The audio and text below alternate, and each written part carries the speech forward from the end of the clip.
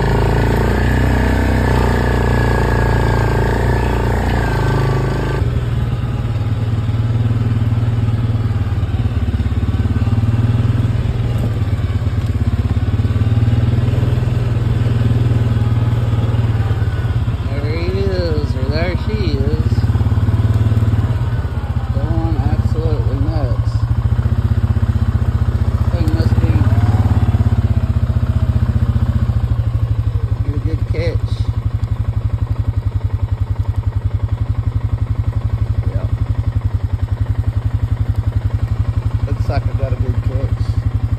Yeah, I see now. I was glad to get that one.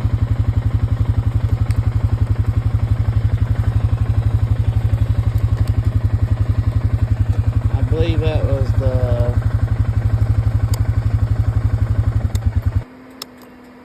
that's the second one. Right up there. I believe that's the second one of the one I caught the other day. It's a partner, which I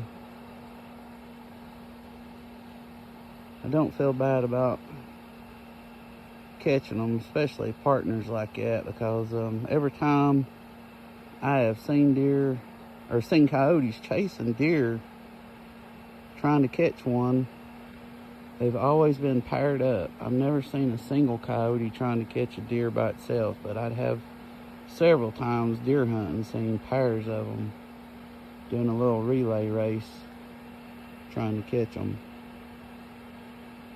So I'm going to pop this one before it does yank loose. God, that would be awful.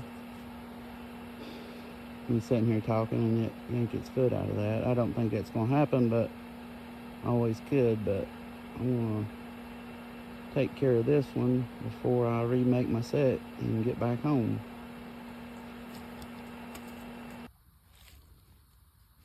something I didn't talk about is the thing I do, cause I don't like. I got a grocery bag here. Probably sounds like some BTK stuff, but I don't like shooting them in the ribs or heart or whatever, like, you know, some people talk about doing, simply because it is, I mean, I'm sure it's a quick death, but it's not an instant death like shooting them in the head. And I don't get them for the fur, so I'm not worried about the blood when I, you know, skin them out. I don't skin them out. I donate these to somebody that's trying to get good at doing taxidermy, and I'm mostly just trying to get them off of this property to help the deer and turkey out. So I do a headshot on them because it's just instant lights out. And but I will admit it does make a lot of blood. A lot of blood pours out of them, and I don't feel like it's a good thing. I don't know that it hurts or helps, but I really don't like the blood being right here where I'm going to reset my trap. So I bring a grocery bag and I have it ready. So as soon as I pop the coyote, I put this on their head to catch the blood. It's so hardly any blood. It does take a few seconds before it starts coming out. So if you act quick, you can catch just about all the blood. You know, let them bleed out in this grocery bag, and you take them out of here. So that's what I'm going to do right now. See, I made a headshot on this coyote, and that was the extent of the blood that I got on the ground. That little old squirt of it right there. There's my trap. And there's the coyote. Got the bag on its head. And it is a male, so it was a male and a female. So I don't know. Maybe that was the dad and nanny coyote that I have caught out of this. I don't know. But I chose not to. You know, this is the catch circle, which is massive right here. And I chose not to remake or fix the catch circle or put it somewhere else and just leave it like it was, because they was coming in here in a pair. And when I caught the other one a day or two ago, I didn't this one, I'm assuming, stayed with it for like all the way till morning. I was getting pictures of them together, and that was my mistake, knowing that they was coming in here in pairs, and just didn't set another trap and catch both of them at the same time.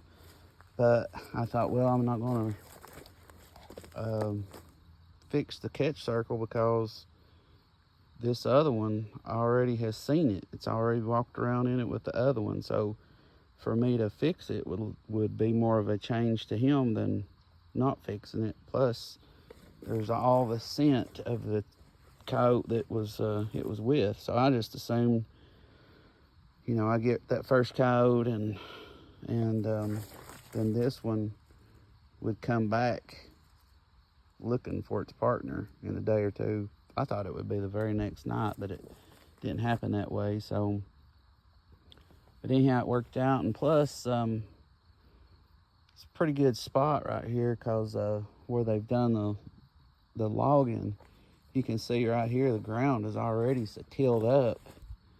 I mean, the whole place looks like a catch circle. So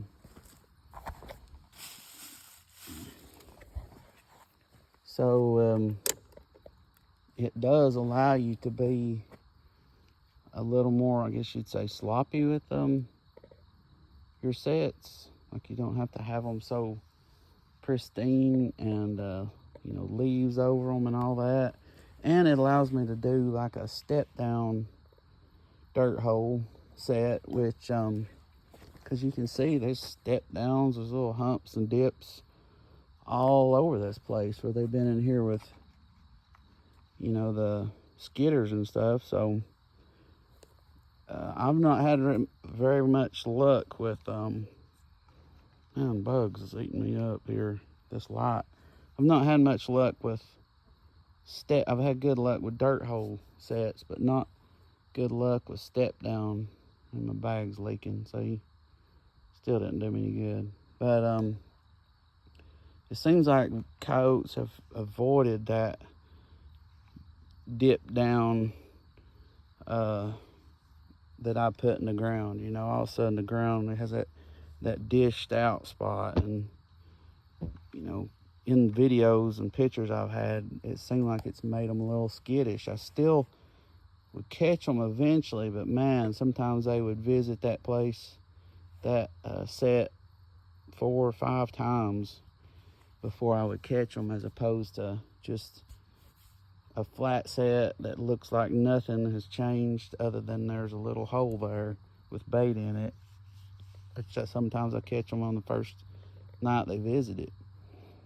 So, but here I would prefer to do a step down, because you know how people say they commit to the stepping down in that dip, you know, to get down in there. When they commit to that, you get a harder, deeper catch, you know, on them. So I'm gonna remake the set, I guess, if I can keep all these bugs out of my face. I don't know.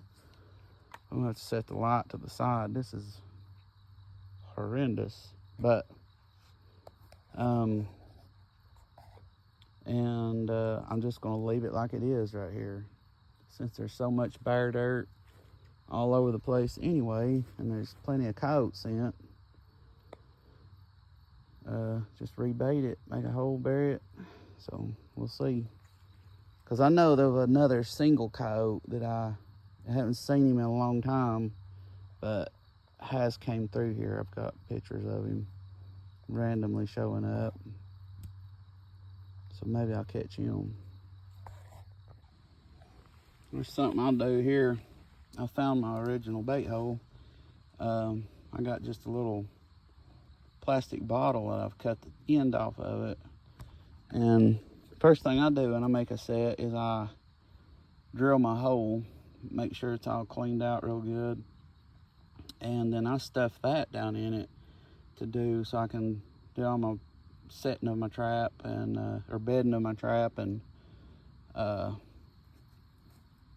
don't have to worry about any dirt falling down in there. And because then it's kind of aggravating when you get the hole, you know, you get your trap bed set, and then you're trying to clean out the hole, and you're pulling dirt on top of your like perfectly pristine set trap, you know, where you don't want to pull any kind of rocks and stuff on top of it.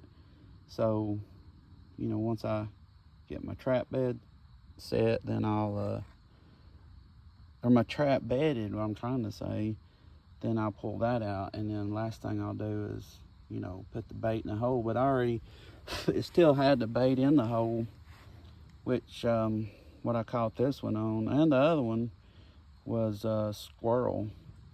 That parts that I'd had, you know, left over from the season, I decided I can keep you know, the rib cage, just parts that I don't eat, the head, the rib cage, and the guts, and the feet and the tail and the hide. And I think out of you know, 10 squirrels you can make bait 20 sets, you know. So this one has got a head and a rib cage and a piece of hide, so when they look down the hole they see fur. You know, I use that instead of the you know, sheep's wool, which that's worked good too. But you know, then my next one will be, you know, the other part of it's the guts, and then a piece of hide and the feet off the squirrel. And they seem to really respond to that, you know. Seems like better than commercial bait, which the downfall of it is it's not preserved, and this has already got maggots in it. So it's, you know, it's May, but during the winter time I didn't have to worry about that. It'd last for a long time before it really got to stinking. And most of the time, you know, probably half the time I'd catch one before, you know, I had to pull it out and change it, you know, because it just rot. But catching them on a Duke, it's 550 Pro Series. It's kind of like the MB 550.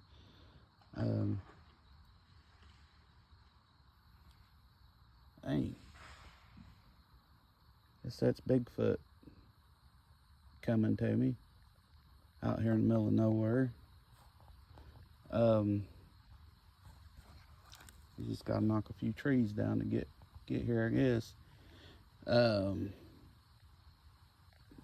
But yeah, that's what so far I've caught every coyote on that with a little poly.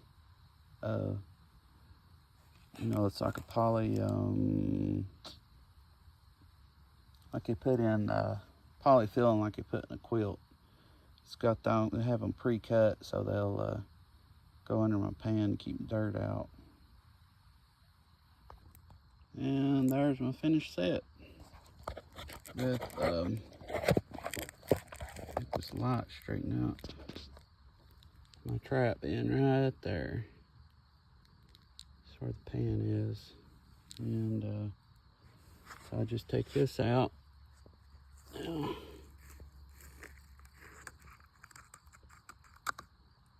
and so you have a good clean hole. See the fur down in there. And it doesn't do anything to my where I got my trap bedded. Kind of get from the distance to see. It's kind of what it looks like.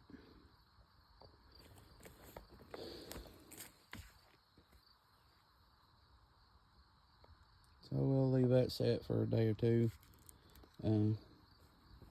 Probably come out here and rebait it after all this rain gets through. Have rain next couple of days, so quite a bit of rain tomorrow.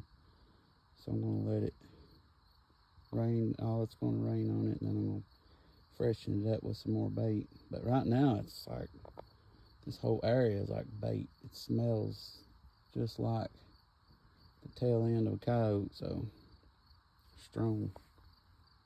Alright then, let's get him loaded up and headed home.